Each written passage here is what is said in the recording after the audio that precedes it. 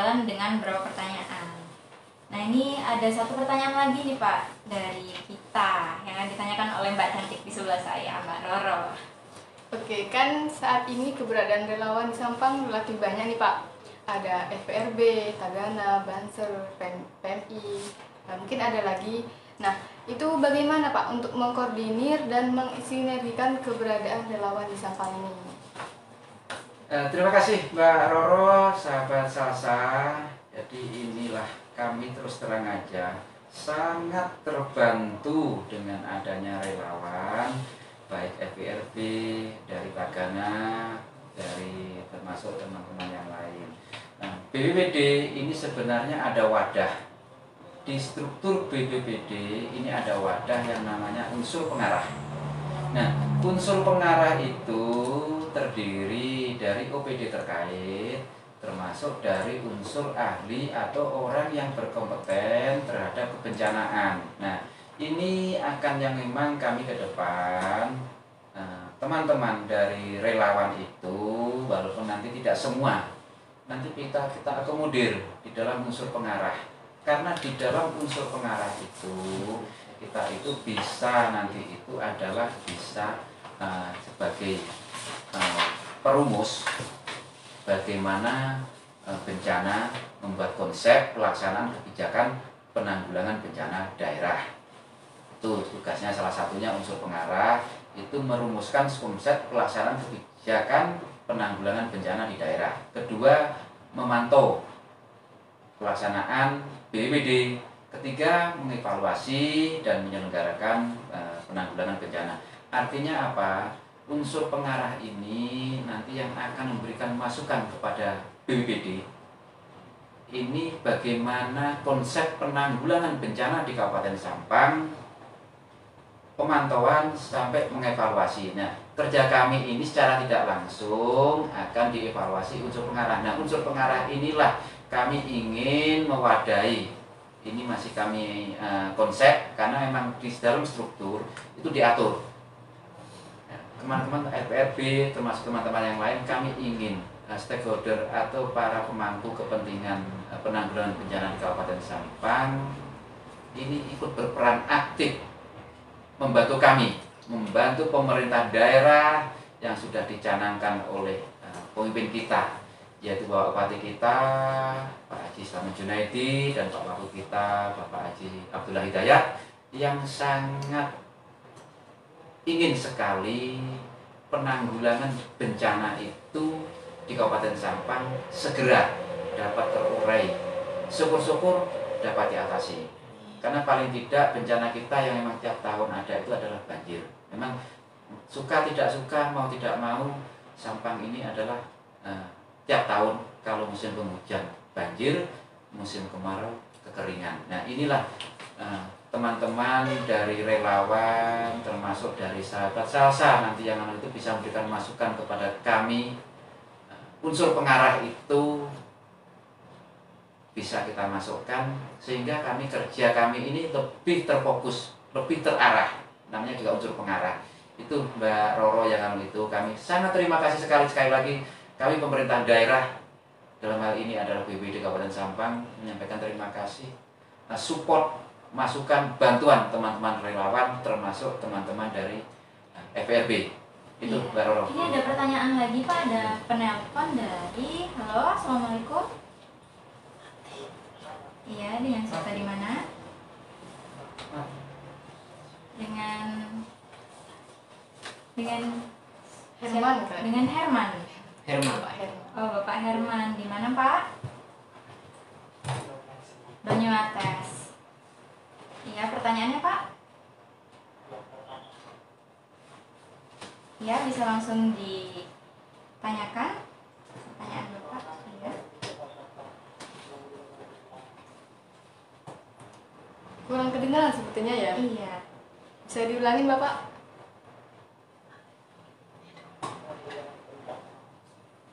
Mungkin yang saya tangkap begini Pak, bagaimana penanggulangan bencana di Sampang saat ini ya Pak ya? Oh iya, terima kasih Bapak Herman. Mungkin akan dijawab oleh Pak Asroni. Iya. Pak Irman, terima kasih. Pak Irman di Banyumates, tepatnya di desa mana Pak Irman? Di, halo ya, Pak Firman, Banyumatesnya di mana Pak Firman? Di? Geliskis Pak ya. Oh. Di Ya, Banyumates. desanya tepatnya Pak Firman di Banyumatesnya ya? Di daerah mana Pak?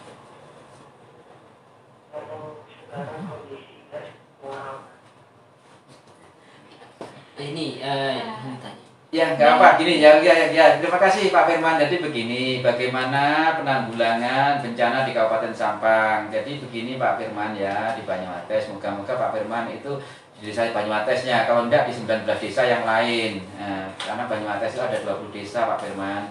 Jadi tapi terima kasih Pak Firman begini. Jadi penanggulangan bencana di Sampang, termasuk penanggulangan bencana secara umum itu kita ini ada yang namanya pra. Pra itu sebelum terjadi bencana Pak Firman, tempat terjadi bencana itu bagaimana kita mengantisipasi itu nanti itu supaya bencana itu bisa terdeteksi, bisa ditangani secara lebih bagus dan itu bisa diminimalkan resikonya. Nah, seandainya terjadi bencana Pak Firman dan sahabat Salsa, kita juga akan melakukan bagaimana melakukan kedaruratan, tanggap darurat, evakuasi termasuk penanganan-penanganan daerah-daerah yang memang terkena bencana, misalnya ada longsor, tanggapan kita, tanggap daruratnya seperti apa, kita langsung segera Pak Firman. Nah, itu penanggulangan bencana dalam rangka darurat, termasuk pasca. Nah, ini setelah pasca itu kan tentunya misalnya ada jembatan yang rusak, jembatan yang jalan yang longsor yang diakibatkan oleh bencana, baik bencana banjir misalnya, bencana lain misalnya gempa dan sebagainya. Kita sudah punya SOP atau punya prosedur memang yang harus kita lalui. Jadi kalau misalnya Pak Firman yang ditanyakan ini adalah penanggulangan bencana pada saat terjadi bencana itu, nah ini ada kasih memang yang Haji Imam itu yang memang spesialis memang menangani pada saat tanggap darurat atau darurat bencana. Ya, monggo Haji Imam tambahi Pak Firman ini. Terima kasih Pak Firman.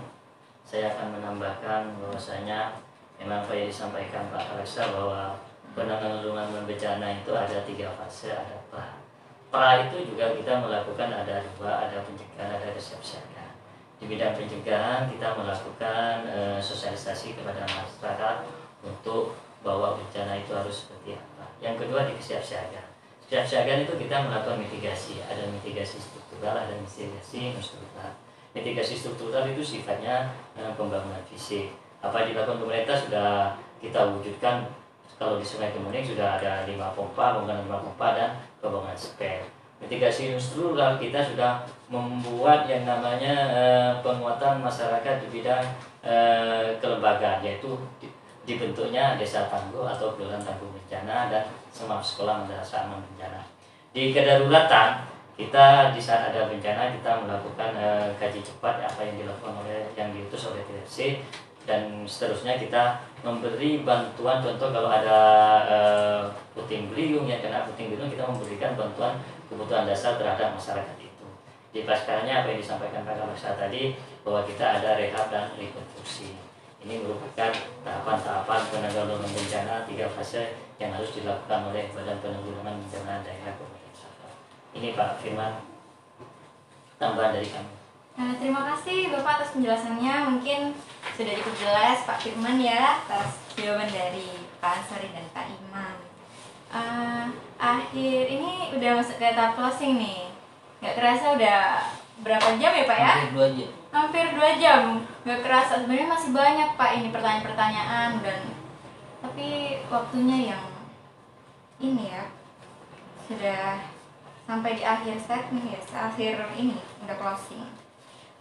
Pesannya Bapak untuk sahabat salsa dalam tema malam ini nih mungkin bisa disampaikan kepada sahabat salsa.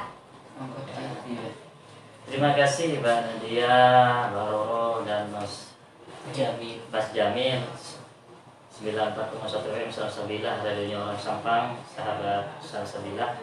Ada beberapa hal yang perlu kami sampaikan. Yang pertama, kita dari BPD menyampaikan ucapan terima kasih utamanya kepada Radio Salsabila dan FPB karena telah memberi ruang terbuka untuk mengenal dan memberikan informasi terkait masalah kebencanaan.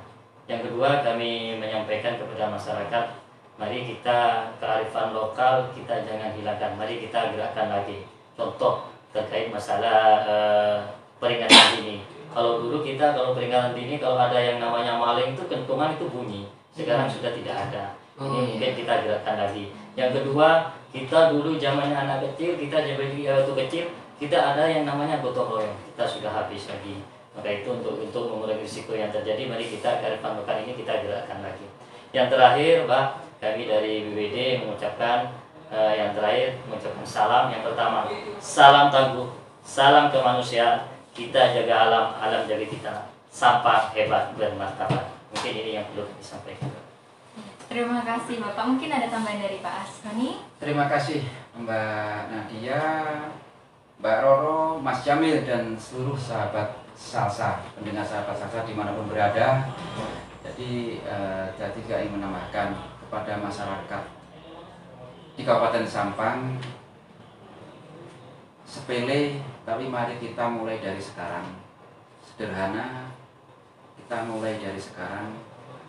Jadi saya mengajak kepada masyarakat di Sampang untuk tidak membuang sampah sembarangan di sungai.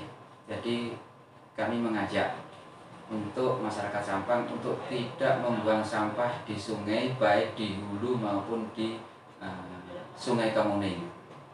Yang kedua, juga jangan membuang sampah pada saat terjadi banjir. Jadi kalau banjir di Sampang, ada banjir, masyarakat saya mengajak untuk sampah tidak dibuang di jalan atau jalan, karena ada banjir, pas ada banjir sampah dibuang di jalan. Itu jangan terjadi lagi.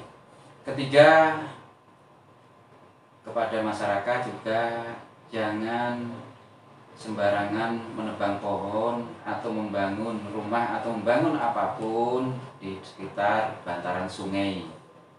Itu tujuannya apa? Biar ke depan kita berpikir jangka panjang agar resapan air itu tetap bisa teratasi sehingga luapan air pada saat musim hujan itu tidak mengakibatkan banjir. Terakhir, kami mengucapkan terima kasih kepada yang terhormat Bapak Bupati Sampang, Bapak Wakil Bupati Sampang, Bapak Sekretaris Daerah Kabupaten Sampang yang telah mengizinkan kami untuk bisa tampil di 94,1 Suara Salsabila, radionya orang Madura, yang telah memberikan kesempatan kepada kami dari BPD Kabupaten Sampang. Yang paling terakhir, teman-teman FRB dan Mas Jamil sebagai penyiar dari Salsabila, Mbak Roro, Mbak Nadia, terima kasih semuanya. Saya ucapkan semoga kita ke depan Sampang lebih baik, Sampang hebat bermartabat, Sampang hebat bermartabat dapat terwujud, dan ini menjadi komitmen kita bersama. Itu yang saya sampaikan. Terima kasih semuanya. Assalamualaikum warahmatullahi wabarakatuh. Oke, saya kembalikan kepada Mas Jamil. Oke, sahabat Salsa, ini balik lagi ke Jamil setelah hampir 2 jam ini kita ya talkshow kita malam hari ini, sahabat Salsa. Semoga bermanfaat untuk masyarakat. Semoga masyarakat bisa mengambil edukasi yang ada di talkshow kali ini, sahabat Salsa. Jadi kerjasama antara Salsabila FM, FPRB dan juga BPBD Sampang dalam bersinergi bersama mengurangi risiko bencana ini bukan hanya antara Salsabila, FPRB dan BPBD saja, tapi juga antar masyarakat di Kabupaten Sampang gitu, saling gotong royong, tolong menolong, dan juga tadi juga sudah diinformasikan oleh Bapak Imam ya bahwa ada tim reaksi cepat juga begitu. Jadi ucapin terima kasih banyak buat Pak Asroni, Pak Imam, Mbak Nadia, Mbak Roro, terima kasih banyak malam hari ini. Semoga bermanfaat, semoga bisa mengedukasi. Dan sahabat salsa, dari Jalan Jaksa Agung Suprapto nomor 123 Pliang Sampang Madura, saya Jamil pamit undur diri. Wassalamualaikum warahmatullahi wabarakatuh dan sampai jumpa.